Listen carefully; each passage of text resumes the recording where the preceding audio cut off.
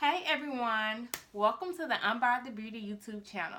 Today we're going to focus on what God has for you. It's for you. We're going to come out of the book of Genesis, chapter 27. So in chapter 27, it talks about Esau, Jacob, Rebekah, and Isaac. So Esau and Jacob are twin brothers. Rebekah is their mother and Isaac is their father. Well, in this text, Isaac is getting very, very old and he needs to pass down his blessing. So back then, your inheritance was also called your blessing. So Isaac wanted to make sure that he blessed his eldest son, that he got everything that God wanted for him to have. And the eldest son was Esau because he was born first. Now Esau and Jacob were very different. Esau loved to hunt. He loved to be outdoors. He loved to catch animals and clean animals. And he was like a little bit more rougher. And Jacob, he was like the pretty boy. He liked to stay in the kitchen. He liked to cook. He liked, to just do basic stuff. He didn't like to go hunt. He didn't like any of that. So his skin was real soft and his hands were real soft. Whereas Esau's skin was a little rough. He had rough hair. He had hairy arms. So it was a complete difference, a contrast between Jacob and Esau. And so a little background, when Rebekah had them, God told her that the youngest son was going to overpower the eldest. And because they were twins, the oldest son is the one that comes out first. And the youngest son is the one that comes out last. And so Esau came out before Jacob. But the Bible said in Rebekah's womb, they were wrestling. They were wrestling to see who was going to come out first. So in Rebekah's womb, they were already competing. They were already trying to figure out who was going to come out first. And so Esau came out first. And Isaac and Esau, fast forward to when they were grown up and men, Isaac and Esau had a conversation, and Esau was like, Father, I know you're about to die. I just want you to bless me. And Isaac was like, I'm going to bless you. But before I bless you, I want you to go catch me some wild hunt. So Isaac wanted Esau to go hunt for him one last time. He wanted him to go hunt and to catch some food and to make him his favorite recipe. And so Rebekah, the mother, overheard this conversation between Isaac and Esau. She was eavesdropping. And Rebekah favored Jacob. You know how parents have favorites? They're not supposed to, but Rebekah favored Jacob and Isaac favored Esau. And so Rebekah heard this. She was like, Jacob needed a blessing too. Jacob needs to be blessed. So she ran and found Jacob. She was like, Jacob, your father's about to die, and he is about to give all of his blessings. He's going to give everything to Esau. So this is what I want you to do. I want you to go out there, go get a goat, bring it in. We're going to kill it, and I'm going to cook his favorite meal. And Jacob was like, Mama, this not going to work. And she was like, why it's not going to work? And he was like, I don't look anything like Esau. I don't smell like Esau. I don't talk like Esau. Me and Esau are two different people. And then the mother was like, I'm going to fix it. I'm going to fix it. Just go do what I told you to do. Mama's always fixing something. And so Jacob went and did what the mother told him to do, what Rebekah told him to do. When he came back, she fixed the stew for him. So Jacob put on Esau's clothes so he can smell like Esau. The wool from the goat, they glued it on his arm so he can feel a little bit more hairier. Because like I said, Jacob wasn't a hairy man. He was complete opposite of his brother. Esau was more manly. And so after he fixed the food, he went in there to Isaac, who was laying in the bed, and he was like, Father, I'm here. And then Isaac was like, you smell like Esau, but you sound like Jacob. And Isaac was a little blind. He was getting real old, y'all. So, everything old people go through, he was getting a little blind, so he couldn't really see that good. So he didn't know who was there. He thought it was Esau. And so Jacob kept talking to him, and I know in the back of Jacob's mind, he was like, oh, I don't sound like him. I got to change my voice too. And so Jacob tried to change his voice and everything. And Isaac was like, something's not right. Come a little closer. And so Jacob came closer, and he was like, well, you smell like Esau. And then Isaac started to rub him. He said, well, you feel like Esau. And he said, but you still sound like Jacob. See, Esau, it was hard to try to make himself seem like he was Esau. So Isaac knew that something wasn't right.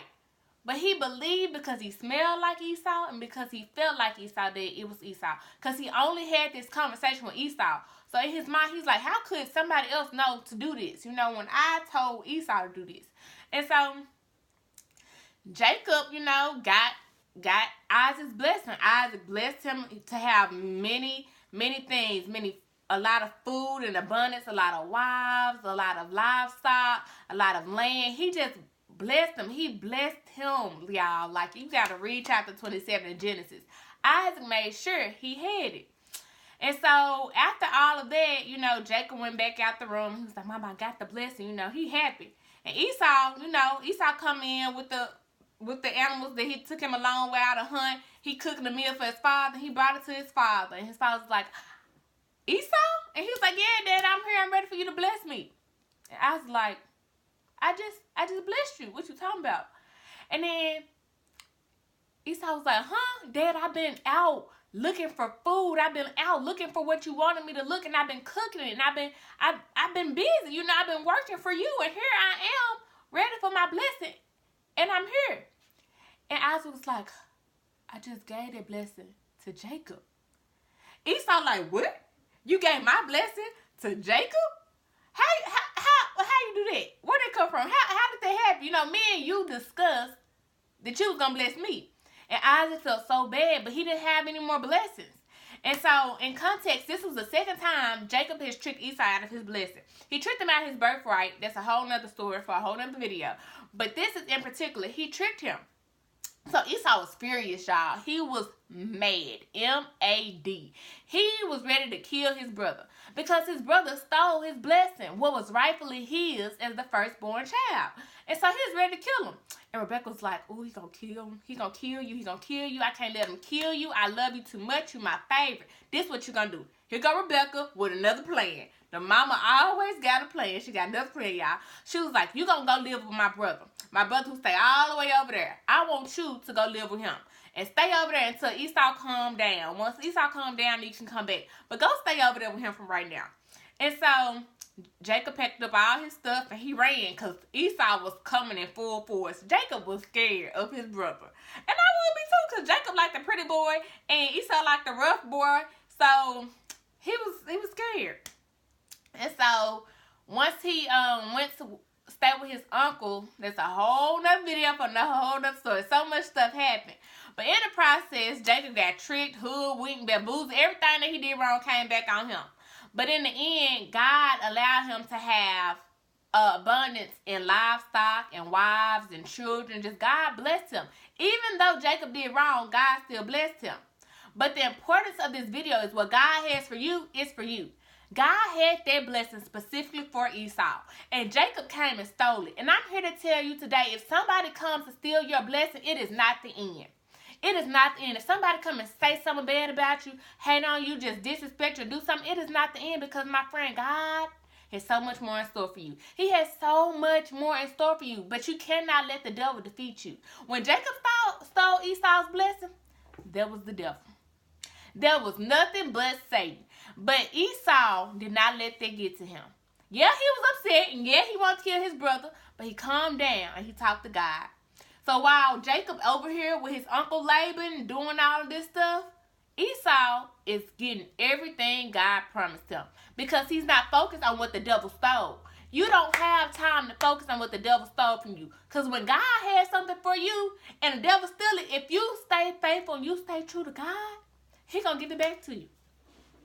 So I'm here to tell you, when Jacob came back, honey, when Jacob came back, he came back home. Where he had to leave, Laban put him, y'all, that's a whole nother story, y'all. So Jacob and Laban end up getting into it. And so Jacob had to leave. And he didn't have nowhere else to go. The first time he left from home because he was finna get killed by his brother. Now he finna get killed by his uncle because he done did something.